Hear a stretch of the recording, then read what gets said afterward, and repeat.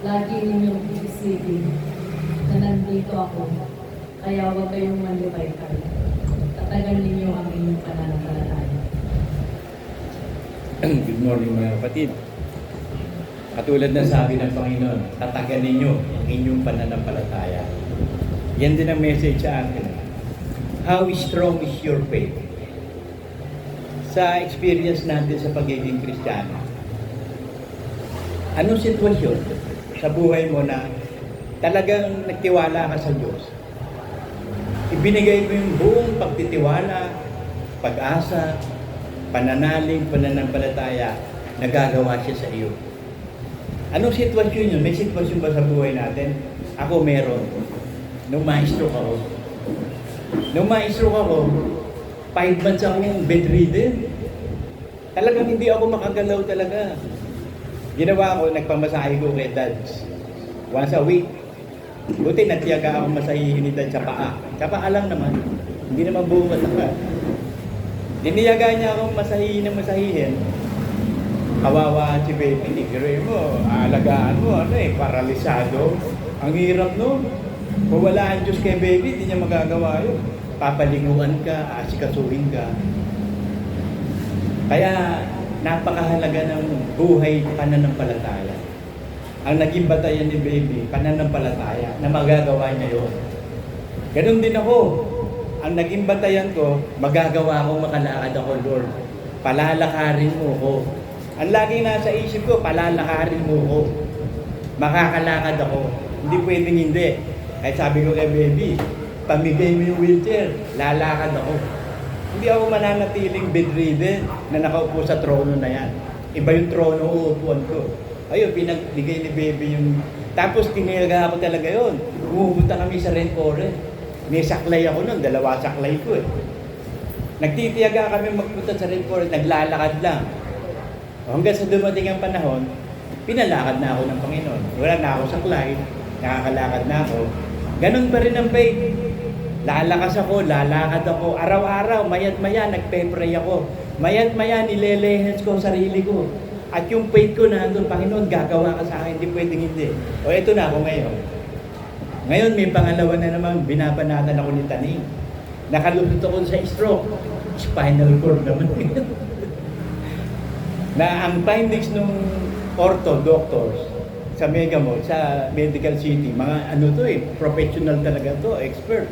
Sabi sa akin, nag-MRI, may SMO pa si Denya doon, nagamit ko, mahal ang MRI, 32,000 pala yun. Ang result ng MRI ko, meron daw sa lumbar spine ko, 2 disc na kailangan ko operahan na, sa cervical spine ko, 3. Ay ko, magkano ba ang isang disc? 350,000. Ibig sabihin yung 5 yun, kailangan palitan lahat. Opera, kailangan. Pag hindi, malulumpo ka. Hindi ako nagpakita sa doktor na huwag mo ko takutin. Hindi mo ko kaya takutin. In-honor ko sabi niya, doktor siya. Yun, sabi ko, Lord, eto na naman. Panibagong pananampalataya. Mananampalataya ako na hindi ko kailangan ng doktor, hindi ko kailangan ng operasyon. Eto, nakakalakad pa ako. Isang araw, palalakarin mo ko. Ginagawa ni Taning, immobilize ako eh. Yung hindi na ako pakilusin, hindi, Taning ka mananalo kahit kailan talunan ka. Yun ang pakikipaglaban eh. Pananampalataya. Kasi mayroong 4 na pananampalataya eh. Yung dead faith. Alam niyo yung dead faith? Pananampalataya walang gawa. Hindi ka sumasampalataya, dead faith eh. Sabi sa Galatians 2:16.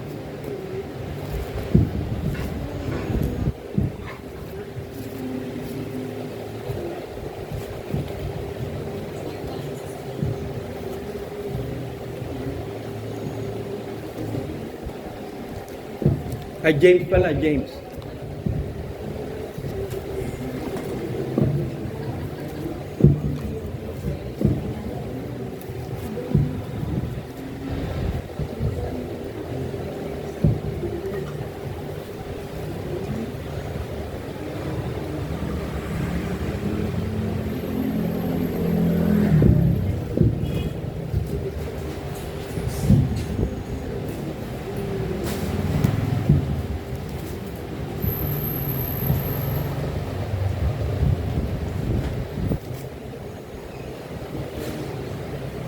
Galatians 2:17. Gayon din naman, ang pananampalataya na walang mga gawa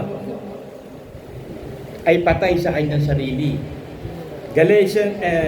James 2:26. Sapagkat kung paano ang katawan na walang espiritu ay patay, gayon din ang pananampalataya na walang gawa ay patay. So anong gawa ang sinasabi dito ng Diyos na patay na pananampalataya? Yung gawa ng Diyos. Sabi ng mga Israelita, paano namin magagawa ang gawa ng Diyos? Sampalatayanan nyo yung kanyang isinugo. So para magawa pala ang gawa ng Diyos, para hindi patay ang faith, sampalatayaan natin ang Panginoong Hesus na kanyang sinugo. Ano yung pananampalataya sa Panginoong Hesus? Galatians 2:20. Hindi na ikaw ang nabubuhay, patay na si ako. At ang buhay na ikabubuhay mo ngayon sa laman, pananampalataya sa Panginoong Hesus. So yun ang gawa ng Panginoon. Yun ang gagawin mo sa buhay mo. Para makasunod ka sa gawa ng Diyos, sampalatayanan mo yung bawat salita ng Diyos. Faith cometh after hearing and hearing the word of God. By your words, you are condemned. By your words, you are justified. You are what you think. Kung ano tingin mo sa sarili mo, yun ka. So tignan mo ang sarili mo sa pananampalataya, okay ka, wala kang sakit. Huwag mong tignan may sakit ka. Ang tawag sa kanya, psychosomatic. May mga tao na iniisip nilang may sakit sila. Ayun, nagkakaroon ng sakit. Ang isipin mo, wala kang sakit, malakas ka, matatag ka. Yun ang nasa isip mo lagi. Kaya ako, kasi binanata na ako ni Tianing, ginulo na ang isip ko eh. Ang laging nilalagay ko sa isip ko, cool, relax, peaceful, and gentle ako. Bawat sandali ng buhay ko, cool, relax, peaceful, gentle ako. Yun din ang sabi ni Brother Manny sa akin eh. Nung nasa ibabaw kami ng bato eh. Laging kang mabuhay sa kapayapaan. So yun ang ginagawa, yun ang nasa isip ko lagi. Lahat ng gagawin ko, I am cool, relax, peaceful, and gentle. Lalakas ako, makakalakad ako. Kasi kung napupuno ng ganyan kaisipan mo, yan ang mangyayari sa iyo. Sabi sa Proverbs 7:23 yata yun. You are what you think. Kung iniisip mo sa iyo sarili, yun ka nga. Eh, ba't hindi mo isiping malakas ka, matibay ka, matatag ka, matalino ka, malakas ka. So, yun nakikilos doon. Kasi ang may subconscious mind tayo eh. Hindi naman titignan mo kung tama, mali ang gagawin niya yung lagi nasa isip mo. So, yun ang pananampalataya. Mabubuhay ka sa pananampalataya. Sabi sa 2 Corinthians 5:7.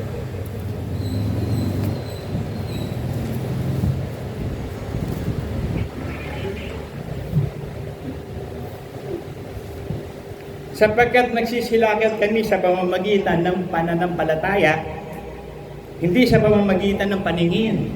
We walk by faith, not by sight. So hindi tayo titingin sa nakikita, sa naririnig mo, nararamdaman mo, hindi.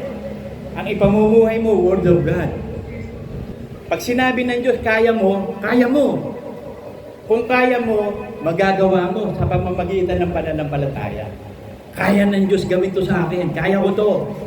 So lahat ng ginagawa ko, kasi nakakapaglakad pa rin ako, kaya lang 10 minutes lang eh, papunta doon sa bibliotek eh. Eh talagang sa pagbangon lang, hindi na ako makabangon eh. Pero nag-i-stretching pa rin ako. Nag-yoga, stretching ako sa kama. Tapos nun, pagkatapos ko mag-pray, yun na, stretching sa kama. Pagkatapos, pag ready na ako maglakad, maglalakad na ako. Lalakad na ako doon. Pagdating ko dito, mag-e-exercise pa rin ako ng konti.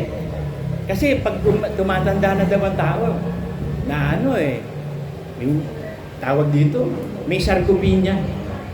Meron ng muscle loss. Nagdidicay na yung muscle niya. Mahinang gumawa na ng collagen ng katawan, lalo tumatanda. So, tinesting ko. Kasi may diabetes ako, meron akong high blood. Tinesting ko, sige, subukan ko nga sarili ko, hindi ako iinom ng gamot. Umabot ng 3 months yun, hindi ako umiinom ng gamot. Nung magpa-laboratory ako, ang resulta ng laboratory ko, ang taas ng blood pressure ko, pati ang taas ng blood sugar ko. Hindi pala pwede na, hindi ko pala kaya yung pananampalatayang yun. Na ako ay makakakain ng dapat kainin para bumaba blood sugar ko. Hindi ko pala kaya. O di balik ako sa gamot. Hindi ko pala kaya yun. Akala ko kaya kong kainin yung mga gano'n, hindi ko rin makain eh. Pag may cake na masarap eh, Black Forest, kumakain pa rin ako eh. Pag may halo-halo, kumakain pa rin ako. Pag may lechong kawali, kumakain ako. Kaya ko, hindi pala kaya ng tao talagang disiplinahin ng katawan sa pagkain. Kaya ko, hindi ko pala kaya. Kaya mo pala ng gamot. Eh di balik sa gamot. Ang pananampalataya kasi natin, ano eh, faith of God eh. Kaya kung hindi umubra yun, eh di iba. Hindi pala umubra yung gano'n, hindi ko pala kaya yun. Eh di balik sa dati.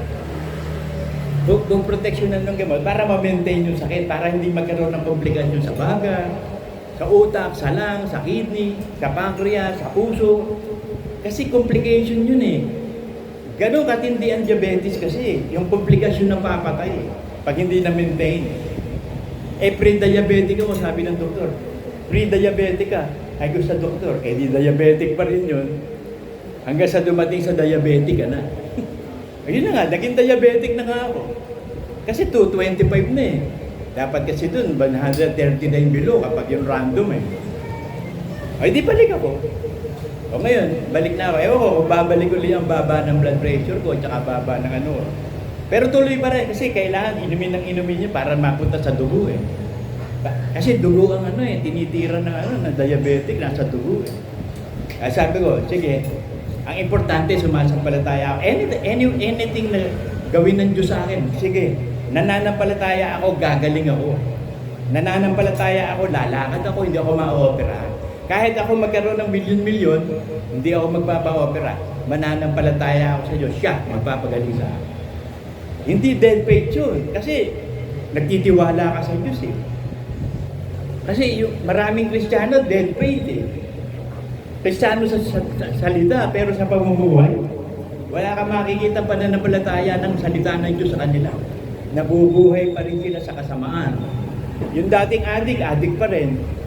Yung dating nagsusugal, sugarol pa rin. Yung manginginom, kasinggero pa rin. O pero ano nangyari? Asa na pananampalataya? Wala, useless. Meron ding pananampalataya, demonic faith naman. Yung demonic faith naman, tinatawag pa nila si Kristong Panginoon, tinatanggap, pero hindi sumusunod. Di ba doon sa gathering, kapunta si na Jesus, meron doon nakahubad-hubad ng lalaki, legion, possess ng legion. O, ano sabi nung possess ng Panginoon? Di ba tinawag na Panginoon? Dadalhin mo na ba kami sa kalaliman? Doon mo kang dalhin sa baboy. O yun. Kaya siguro namura ang baboy na maraming naglitsyon. Pili mo 2,000 namatay. Hindi kaya ng baboy yung masamang espiritu pumasok sa kanya. Eh, legion yun, ang dami. Naturete yung baboy siguro, walang magawa. Ayun, nagpakamatay na lang. Patay, 2,000. O yun, demonic faith yun. Naniniwala sila sa Diyos, tinatawag na Panginoon, pero hindi sumusunod. Ang importante, saving faith. Yung saving faith, nagkakaroon ng transformasyon. Pumapasok ka dun sa renewing of the Holy Spirit. Nakikita sa pamumuhay mo yung kabanalan. Nababanal ka. Dating alipin ka ng bisyo, hindi ka na alipin ng bisyo. Yung dati mong pagkatao, napapalitan na ng bagong pagkatao. Pagkatao na ng Panginoong Jesus. Merong isa pang faith, yung great faith. Napakatinding faith. Yung faith ng centurion. Di ba sabi ng centurion, Panginoon, yung alipin ko po, may sakit sa ikamamatay, nilalagnat eh. Sabi ng centurion, pero Panginoon, huwag tinaho kayong pumunta. Sabihin nyo lang, gagaling na yung alipin ko. Yun ang great faith. Pero mo sabihin lang, kasi powerful ang Diyos eh. Walang salita ng Diyos na hindi may kapangyarihan. Sabi ng centurion, sabihin nyo lang po, magaling na alipin ko, magaling na. Sapagkat ako po yung nasa otoridad eh. Pag sinabi ko sa ilalim yung mga sundalo, mapunta ka doon, pupunta ka doon. Sabihin nyo lang, sabi ng Panginoon, hindi ako nakakita ng ganitong katinding pananampalataya, kundi sa centurion na yun. O yun, tapos yung alipin niya, dumating, sabi, Panginoon, yung kung alipin nyo, magaling na. Sabi niya, anong oras gumaling? Binalikan niya yung oras nung sabihin ni Kristo, it is done unto you as you believe. Yun ang great faith eh. Tayo may great faith din tayo. Nananampalataya tayo sa hindi nakikita. Great faith na yun. Hindi mo nakikita eh. Naniniwala ka. Great faith na yun. At saka yung isang great faith, yung inaagasan ng 12 years. Sabi niya, mahipo ko lang. Ang laylaya ni Kristo, magaling na ako. Great faith yun. Yung faith niya, mahipo ko lang. O di, pumasok yung pananampalataya yun. Magaling na siya. So tayo ano yun, sabihin mo lang sa sarili mo, nananampalataya ako pa, lalakad ako, malakas ako. Tapos araw-araw mo sabihin sa sarili mo yun. Mabubuhay ako sa bagong pagkatao, magpapaabanal ako, gagawin ng Diyos yun. Kasi nakikita ng Diyos ang puso at isip natin eh. Ibibigay niya lahat ng pangangailangan natin. Basta magkaroon ba ng matatag na pananampalataya. Ang faith na ibinibigay ko sa inyo, yung faith na hindi tayo mamamatay. Hingin natin sa Diyos yun. Kasi sabi kasi ni Kristo yung kay Marta, kay Maria, di ba? Nananampalataya ka ba ang mga patay mabubuhay na muli? Opo, mabubuhay po muli. Maniniwala ka ba na ang sumasampalataya hindi mamamatay? Sumasampalataya tayo. Di hingin natin sa Diyos. Yung sinabi ng Panginoon, meron nakatayo sa ibabaw ng batong ito na hindi makakaranas ng kamatayan hanggang sa muling pagbabalik ko. E di sana tayo yun. E di ilagay natin ang sarili natin, doon tayo. Panampalatayaan natin yun na mayroong paggawa. Gawa ng Panginoon. 1 Corinthians 15:58.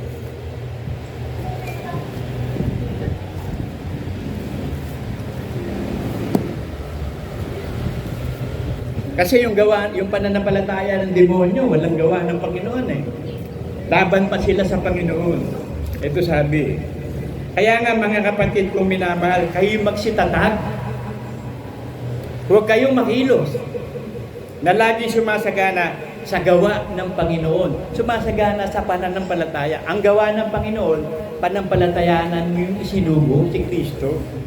Yamang nalalaman ninyo na hindi walang kabuluhan ang inyong gawa sa Panginoon. So sa bawat pananampalataya natin, sinusulat sa aklat ng buhay yun. Yun yung magagawin pupunta doon sa langit. Susunod ang mga gawa natin sa langit. Yun ang magpapatotoo na nakasulat sa aklat ng buhay ang gawa ng Panginoon sa atin. Lagi tayong sumasampalataya sa salita. Lahat ng salita ng Diyos, susundin natin. Kahit anong hirap, huwag mo intindihin yung pagod, yung hirap, yung pasakit. Hindi. Baliwala lahat yan. I have to believe. Kaya sabi ni Kristo, huwag kang matakot, manampalataya ka lang. Congratulations nga pala. Kay Rosebal, answered prayer na siya. Nung 19, nanganak na siya, normal delivery. So yun ang prayer siya, normal delivery. Tapos pag nilalayan siya, normal delivery. Normal delivery. Tinugunan Diyos yung panalangin. So napakabisa ng panalangin. Bakit si Pablo humihingi pa ng panalangin kay Pilimon? Kasi tinutugon ng Diyos ang panalangin ni Pilimon. Sabi sa Pilimon 1:22 yata yun. Tingnan natin.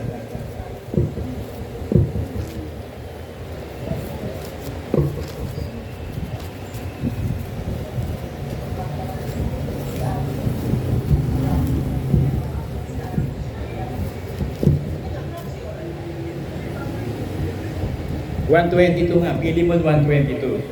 Dadapwat bago ang lahat, ay ipaghanda mo ako. Ang lakas ng echo. Nang matutuluyan sapagkat inaasahan kong sa pamamagitan ng iyong mga panalangin, ay ipagkakalob ako sa inyo. Sa iyo. Kita mo, sabi ni Pablo, sa pamamagitan ng iyong panalangin, ipagkakaloob ako sa iyo. So may revelation si Pablo kay Pilimon na talagang dinidinig ang panalangin. Kaya nagpapanalangin siya kay Pilimon. Ay bakit kaya hihingi na panalangin sa tingin mo? Hindi naman tutugunan na Diyos yung prayers. Ang daming mga tao ngayon nagpapapanalangin sa pare. Ano magagawa ng pare? Buti ba, gagambang pare. Kaya nakita ni Pablo si Pilimon, inutugon yung prayers. Alam niya, matuwid si Pilimon eh. Malaki nagagawa ng panalangin na masyang matuwid. And the prayer of faith. Kapag nilelehas natin, kahit sino sa asawa natin, o sarili mo, yung prayer of faith, pairalin mo lagi. Hanggang masanay. Yun na sabi ni Brother Manny sa akin eh. After the service ng worship, mag-lay hands ka. Gumaling o hindi, mag-lay hands ka. Kayo naman nagpapalaya, gumaling kayo o hindi, mag-lay hands kayo para masanay ang faith. Kasi sabi, may lumalaking faith eh. Diba sabi, kung ang pananampalataya kasing laki ng buto ng mustansa, ibig sabihin, may nakikitang faith. Lalaki. Diba yun nasabi ng mga Panginoon, palakasin mo po aming pananampalataya. So hihingi tayo lagi ng tulong sa Diyos. Na-preach ko na to, yung prayerful life. Kasi pag meron kang prayerful life, magaan ang buhay sa lahat ng aspeto ng buhay natin. Spiritually, physically, mentally, financially, magaan ang buhay kapag ikaw mapanalangin. Kasi naihahabilin mo sa Diyos lahat ng buhay mo eh. Ginagawa naman niya. Pag ginawa naman niya, para mapatunayan niya talagang totoo, gagawin niya. Magtitiwala ko na totoo pala, dinidinig ng Diyos prayer ko. O kaya pray ka na ng pray lalo. Kasi dinidinig eh. Kahit nga hindi dinggin basta pray lang ng pray. Kaya sinasabi ko sa mga anak ko, lahat ng hinihiling nyo sa panalangin, tuloy-tuloy, huwag kayong titigil hanggat sa dumating yung tigil na kayo. Kagaya ng si Peter, sabi niya, ay ko Peter, ikaw, relax ka lang. Magkakaanak ka, maghintay. There is time for everything eh. Kaya wala ka pang anak, hindi pa binibigay ng Diyos. Siya ang nagbibigay ng buhay. Regalo yun ng Diyos eh. gantimpala yun. Ririgaluhan ka agad. O, nagkaroon ng anak, ang pogi-pogi, si Pierre. Tayo, kita mo, napaka-pogi ng anak mo, talagang hinulman ng panahon. Sa tagal ng panahon, paghihintay mo, hinuhulman ng Diyos, pogi-pogi. Kaya paglabas, talagang pogi-pogi. Sabi ko, wait lang ka lang. Lahat ng hihingin mo sa Panginoon, puro prayers. Magaganap lahat yun. Kasi pagkalooban ng Diyos yun, ang bilis maganap noon. Ngayon, kung pray ka ng pray para sa kalayawan mo, sabi sa hindi, nagpe-pray kayo kasi dahil sa inyong kalayawan eh. Kaya hindi dinidinig ang prayer. Nagpe-pray kayo, may kasalanan kayo eh. So maglinis ng kasalanan. Eh sa prayers, nalilinis ang kasalanan. Sabi sa James 5:16.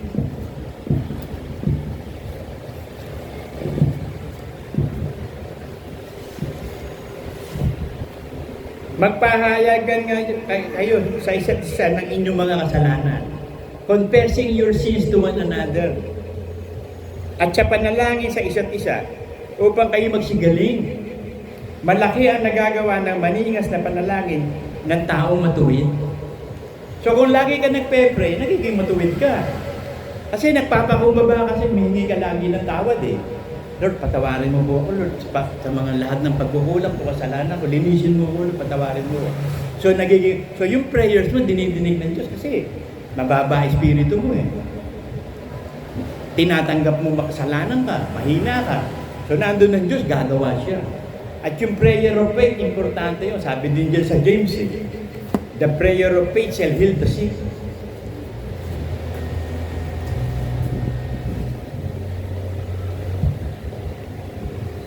James 5:15. At ang panalangin ng pananampalataya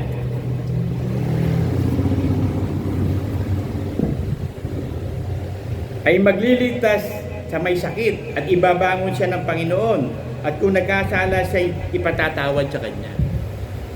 So sanayin natin ng sarili natin ng prayer of faith. Lehens lang ng lehens. Pag nakita mo yung asawa mo may sakit, lehens. Huwag ka basta magle-lehens sa unbeliever. Paalam ka muna.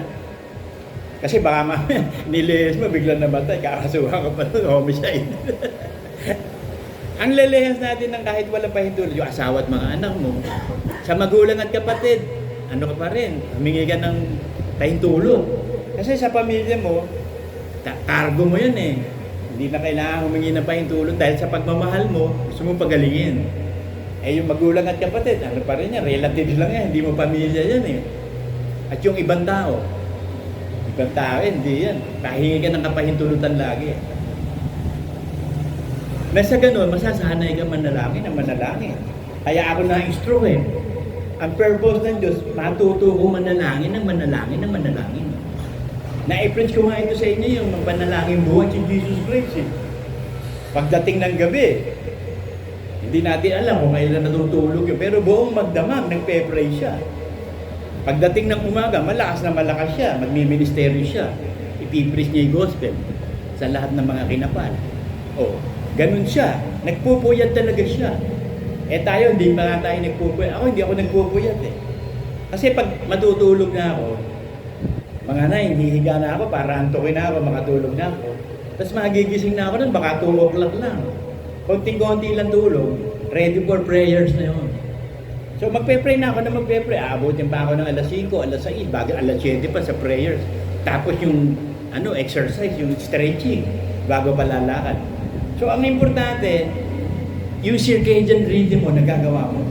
May pagsasanay ang katawan eh. Ang tayo kasi, meron tayong tinatawag na manner, na repetitive manner. Karakter ng tao yun eh. Yung ginagawa mo, lagi mong gagawin. Kung sanay ka sa panalangin, lagi mong gagawin.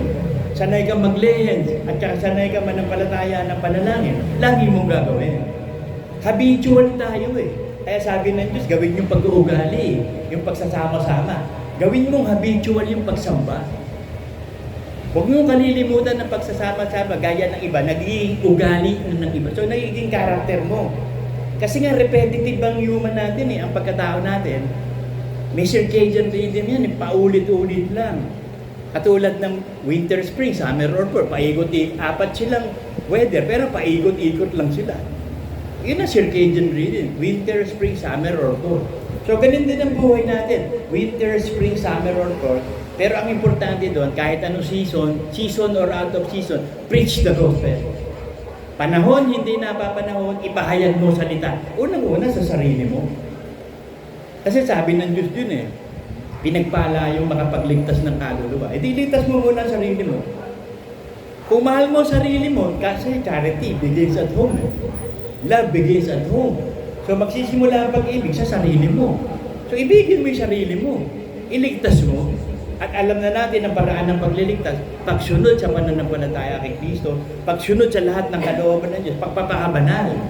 So gawin mo sa sarili mo yun. Para pwede ka na mag-preach sa asawa mo, sa anak mo, sa magulang mo. Hindi na babalik sa iyo. Kaya sabi tinitingnan mo yung puwing ng iba Yung mata mo punong-puno ng puwing din. Alisin mo muna ang puwing, tsaka mo pagsabihan para hindi bumalik sa iyo. Yung basurang tinapon mo, babalik sa iyo. Yung inihatol mo sa kanya, hahatol sa iyo. Kung ginagawa mo pagsunod, hahatol sa iyo? Wala. Kaya nga hindi tayo hahatulan Kasi ang ginagawa na natin, ang gawa ng Diyos Pinanampalatayaan natin ang Panginoong Hesus. So ang Panginoong Hesus na ngayon, ang binigyan ng kapangyarihan ng Ama, lahat ng kapangyarihan sa langit at sa lupa na ibigay na sa Kanya. At lahat ng bagay na nasa Ama, na kay Kristo. Kaya lahat ng nasa Ama, ibinigay na kay Kristo, kaya sila'y isa. Kung nakita mo ang Ama, nakita mo na ang anak. Pagkat ang Ama at ang anak, iisa. Kasi lahat ng nasa Ama, na kay Kristo na. Ibinigay na. At ang ulo ng iglesia, si Kristo, katawan tayo. So wala na makapaghihiwalay sa ating kay Kristo. Hindi ka mataya, tagutuman, basahin natin yun. Wala na makapaghihiwalay. Magpakatatag lang tayo.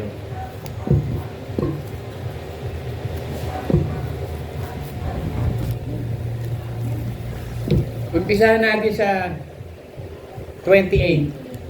At nalalaman natin na ang lahat ng mga bagay ay nagkakalakip na gumagawa sa ikabubuti ng mga nagsisiibig sa Diyos. Sa makatwid bagay, yaong tinawag alinsunod sa kanyang nasa. Anything goes. Love, accept all things. Hayaan mo lang ang lahat ng bagay. May masamang mangyayari, may mabuti, may magaganda. Hayaan mo lang yan. Anything goes. Love, accept all things. Kaya wala kang problema. Kasi kahit lumabas ang masama, okay sa iyo. Lumabas ang mabuti, okay sa iyo. Anything goes nga. Kaya kilala ako ng mga anak ko, si anything goes ako. Kaya gumawa si Jembo nung AI. Sabi ko, Jembo, gawin mo yung boses ko dyan. I-research mo mabuti paano yung boses ko. Anything goes. Love you guys. Yan ang ginawa nila. Kabisado na nila ako, anything goes. Halimbawa, may pupuntahan. Saan yung gusto? Anything goes. Kung saan yung gusto, di yun ang gusto ko. Anything goes. Ang importante, sama-sama tayo. At importante na pagpapala ko kayo, napapakain ko kayo ng nilang Islam. Aanin mo pa yung pera. Gastusin mo yan sa pamilya mo. Dalhin mo sa magagandang lugar kung kaya. Pakainin mo sa masasarap na restaurant kung kaya. Ayon sa kakayanan mo, gawin mo. Aanin mo yan, iiwan mo lang yan Wala ka naman madadalang pera doon. Sana kung pwede, makakapag-mandyong pa doon Kaso hindi ka doon Hubad kang ipinanganak, hubad ka rin pupunta sa langit. Pero yung hubad kang ipinanganak, dadamitan tayo ng Diyos. Kailangan lang ma-born again. Kasi yung dating pagkatao natin hubad, walang kabanalan, mananatiling hubad yun pagdating ng panahon pag hindi ka naging Kristiyano. Pero pag na-born again ka na, bibihisan ka ng righteousness of God, si Kristo, at ibibihis sa iyo. Kaya kinalulog din tayo ng Ama Kasi si Kristo lang ang kinalulugdugan namin. Siya ang aking anak. Ang anak ko kinalulugdan. Naging kapatid tayo ni Kristo, na born again din. Kinalulugdan din tayo kasi nabubuo sa atin si Kristo. Unti-unting nabubuo sa atin si Kristo. Sa pamamagitan ng pamumuhay sa Word of God.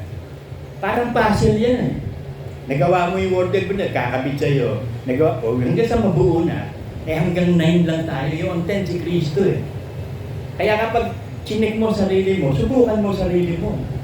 Sarili mo, susubukan mo. Pag nakikita mo yung mabuting na, di ituloy mo. Pag hindi, itigil mo. Sarili natin ang susubukan natin. Huwag yung iba subukan mo, sarili mo. Check yourself, examine yourself. Kaya nga nung test, tinesting ko lahat eh. Paano mo maipo-prove isang bagay kung di mo testing yan?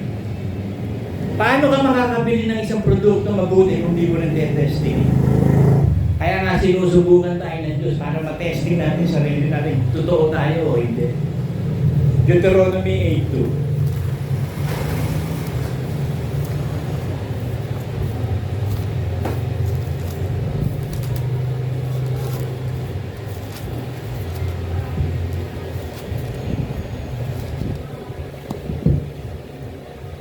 At iyong alalahanin ang buong paraan na itinubay sa iyo ng Panginoon mong Diyos nitong 40 taon sa ilan upang kanyang mapagkumbaba ka at subukan ka na malaman kung ano ang nasa iyong puso, kung iyong gaganapin ang kanyang utos o hindi. So susubukan para sa atin yun, hindi para sa Diyos yun. Ilan na nga tayo ng Diyos, alam na ng Diyos kung saan ka pupunta eh. Ba't sinusubukan pa? Para sa iyo yun, para sa atin, para ma-improve mo sa sarili mo, totoo ka. Ito nga, madalas kong sabihin nga. Kasi may nagtanong, lahat na lang sila, nagsasabi sila yung totoo. Paano namin malalaman ang totoo? Sabi ko, tinan mo, napaka almighty ng Diyos. Milyon, bilyon, trilyon na tao, pero naririnig na lahat yun. Biruin mo yun, ilan ang tenga ng Diyos? Lahat na nagsasalita sa buong mundo, sa buong naririnig ng Diyos yun. Gaano katindi ang Diyos? Alam niya kung sino totoo. Alam niya kung sino yung totoo sa atin, hindi totoo. Kaya malalaman mong totoo ka, dahil ang Diyos ang maglalagay sa iyo sa totoong iglesia. Kasi totoo ka eh. Alam ng Diyos yun, pero kung peki ka, ba't ka ilalagay ng Diyos sa kanya iglesia? Bullshit ka. Sisirain mo lang yung iglesia ng Diyos. Hindi ka ilalagay. Ilalagay ka doon sa mga kampo ng Diablo. Doon ka pababayaan sa mga bulag. Pero kung ikaw ay tunay, magiging tunay, ilalagay ka sa tunay. Katulad natin. Ako ang tagal ko naghanap. Tinesting ko mga religion. Naghanap ako na naghanap. Wala akong natagpuan. Pero natagpuan ko ang Diyos dito sa kwarto na to. November 25, 1984. Natatandaan ko yun. Talagang, kasi wala na ako eh. Wala akong gagawin, hindi magdurog ng magdurog. Wala bang gagawin? Ganito lang ba buhay? Durog ng durog, sugal ng sugal, babae ng babae. Wala bang ibang gagawin? Kung meron Diyos, Panginoon, magpakilala ka sa akin. Gusto kong makilala ang Diyos. So nakita ng Diyos yung puso ko. Kasi ang sabi ng Bible, tumutungay ang Diyos mula sa langit. Hinahanap niya yung humahanap sa Kanya. Tumutungay siya mula, hinahanap niya ang naghahanap sa Kanya. So magpapanag po eh. Hinahanap ng Diyos yung hahanap sa Kanya. So imposible hindi ka matagpuan, Diyos yun eh. So kung totoo ka, hahanapin ka ng Diyos. Kung totoo ka, hahanapin mo Diyos. So magpapanag po, ilalagay ka sa iglesyang itinayo niya. Very peculiar church. Nagsimula sa CAGCP, naging LCJ, ACLJ na ngayon. May evolution, may pagbabago talaga. May renewing of the Holy Spirit talaga. Mula doon sa CAGCP, Philippines ang inaano nun eh. Ang dami-dami na yun. Dinatnang ko yan dyan. Ang dami, puro mga taga ano ba? Ano bang... Ang dami, napakarami namin nun. Yung church sa Baras, napupuno yun sa worship every second Sunday. Lumalabas pa, wala pa nung mag-LCJ na, konti na. Namatay na mga pastor, mga bishop, konti na. O ngayon yung LCJ naman, sinira naman nung natirang mga bishop. Natirang na tayo, ACLJ na lang. So itong ACLJ na to, mananatili ito, guided by the Holy Spirit. Si Joshua, Joshua, Jesus Christ din yun. Moses is Jesus Christ din yun eh. Deliverer si Moses eh. Inalis niya sa pagkaalipin ng bayan ng Israel, dinala sa lupang pangako, si Joshua ginamit. Jesus Christ din yun eh. Parang si Samson din yan. Jesus Christ din si Samson. Kita mo, nung nabubuhay si Samson, 1,000 lang napapatay. Pero nung mamatay siya, 3,000 agad ang patay doon sa Philistines. Mas maraming napatay si Samson, nung patay na siya. Sa nung buhay. O ang Panginoon Jesus, di ba namatay? To conquer death, you only have to die. Para makanker mo kamatayan, you have to die. Nakanker ng Panginoong Jesus ang kamatayan. Kailangan siya mamatay para sa... Ganon din tayo. Makakanker natin ang kamatayan kung mamamatay ang dating pagkatao. The same principles eh. The same principles. Namatay ang Panginoon Diyos para sa atin. So mamamatay ka para sa sarili mo at sa pamilya mo. At sa lahat ng tao. Malibang mamatay ang buto, mahulog sa lupa, hindi magbubunga ng marami. Hindi naman uusbong yung daiko. Yung dalawang petal na gano'n na magiging halaman, hindi mamamatay yung buto. Ganon din tayo. Hindi ka magbubunga, wala kang saving faith, wala kang transformation pag hindi mamamatay sa dating pagkatao. So yun lang ang sinasabi ng Diyos eh. At ang great faith, yung tiwala ka talaga. Hindi unmovable ka sa pagtitiwala sa Diyos. Yun ang great faith. Kahit ano mangyari, nandun ang faith mo. Kahit ano nagaganap sa iglesia. Ang dami ko nang naranasan sa iglesia ito. Ang dami ng rebellion, pero last man standing pa rin ako. Ang daming bumabanat sa akin. Ang daming talaga gusto ko patalsigin. Hanggang sa sila lahat na tumalsik. Istorya ni Mordecai at si Queen Esther. Si Haman, ang gusto ni Haman, maubos ang Israel. Ang ginawa ng Diyos, naging asawa ni Artajerjes si Esther para proteksyonan ng Israel. Yung si Haman na gustong ubusin ng Israel, siya at ang buong pamilya niya naubos. Yun ang binikti, the hangman. Kasi kung ano yung gusto mo mangyari sa iba, yun ang mangyayari sa iyo. Yung lugar ng Susa, lugar yun ng nandun ng panahon pa ng mga Persians. Uubusin ng Israel ni Haman.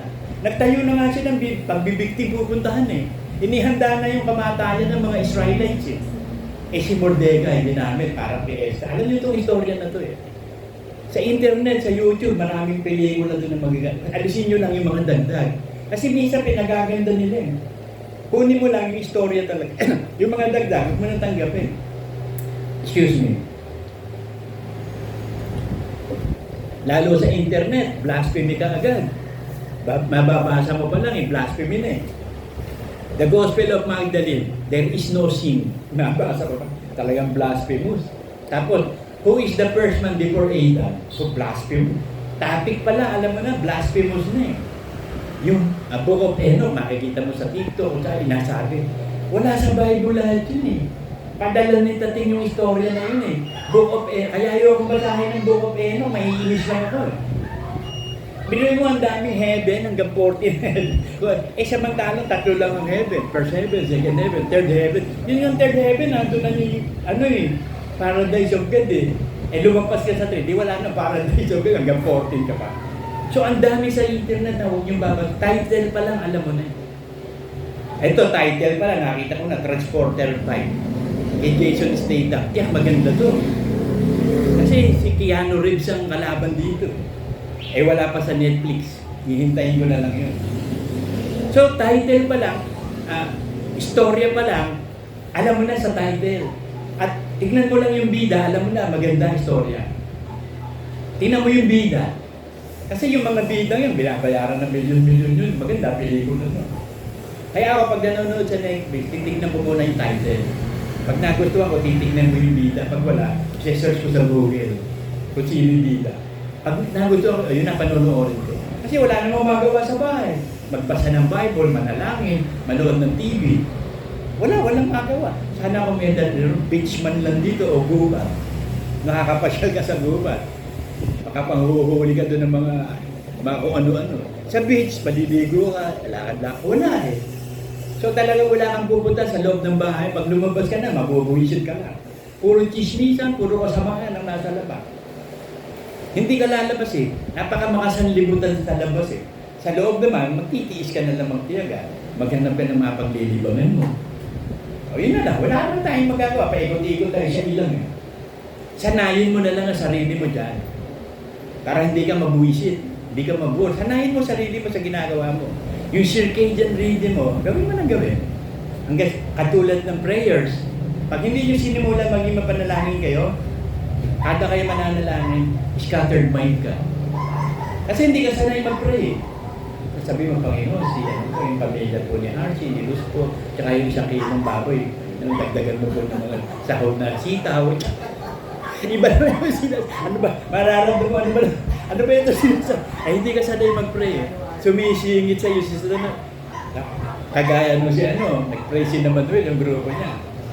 Panginoon, sabi ng prayer warrior ni Manuel, tinataas po namin sa inyo si Joel Santos po. Tsaka po si Jimmy Santos. Sabi ni Manuel, Jimmy Santos. Kasi nasimulan niya Joel Santos eh. Yung nagrebelde, ang isinunod nung nagpe-pray, Jimmy Santos. Kasi Santos eh, Jimmy Santos. So, basta sanay ka na mag-pray, continuous na yun, isa-isahin mo. Asawa mo, anak mo, magulang mo, isa-isahin mo. Buong iglesia. Pag nasanay ka na dyan, sisiw na lahat yan. Tapos ipag-pray mo lahat ng pangangailangan. Bibigyan ka ng Diyos ng idea, ano pangangailangan ni RC. So, yun ipag-pray mo. Ano pangangailangan. So, mahabang mauubos oras mo sa pananangin. Ako, pag nagising ng 2 hanggang 7 pa ako nananalangin talaga. Kasi isa-isahin mo eh. Lahat iisa-isahin mo. Pag pinag-pray mo si Joel Santos, si Jimmy Santos. Mga kapatid, amen.